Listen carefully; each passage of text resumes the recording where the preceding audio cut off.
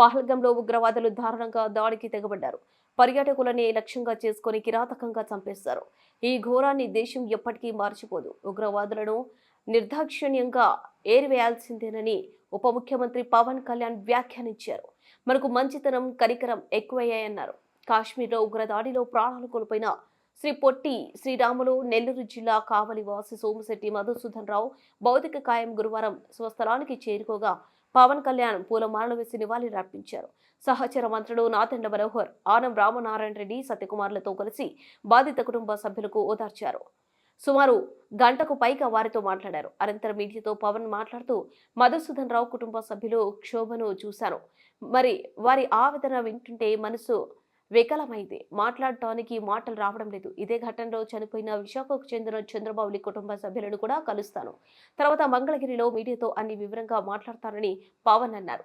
బాధిత కుటుంబాలకు పరిహారం ఇచ్చేందుకు రాలేదని వారికి భరోసా కల్పించేందుకు వచ్చామని పవన్ అన్నారు. కశ్మీర్లో ఉగ్రవాదులు చాలా కిరాతకులు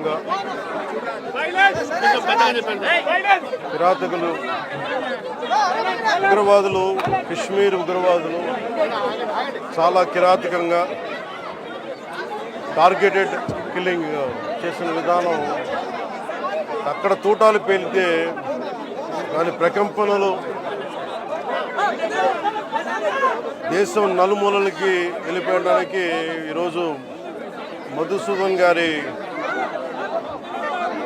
హత్య మృతే దీనికి గుర్తు. ఇందాక కుటుంబ సభ్యులతో మాట్లాడాను. వారి క్షణంలో అడుగుతుంది, వాళ్ళు ఇంకా నమ్మశక్యం లేని పరిస్థితిలో ఉన్నారు. ఒక్కొక్కరిని ఏరి వాళ్ళ ఇవి కొన్ని వాళ్ళు చెప్పినవి మీడియా ముఖంగా కొన్ని చెప్పడానికి ఇబ్బందిగా ఉంది నాకు. ఎందుకంటే ఈ ఉద్దేశం వాళ్ళ ఏ ధర్మాన్ని ఆచరిస్తారని చెప్పి చాలా కోల్డ్ బ్లడెడ్గా నిర్దాక్షిణ్యంగా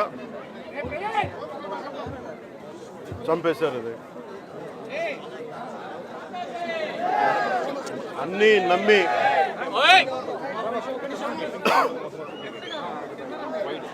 కశ్మీర్లో అన్నీ ప్రశాంతత ఉంది గత కొన్ని సంవత్సరాలుగా,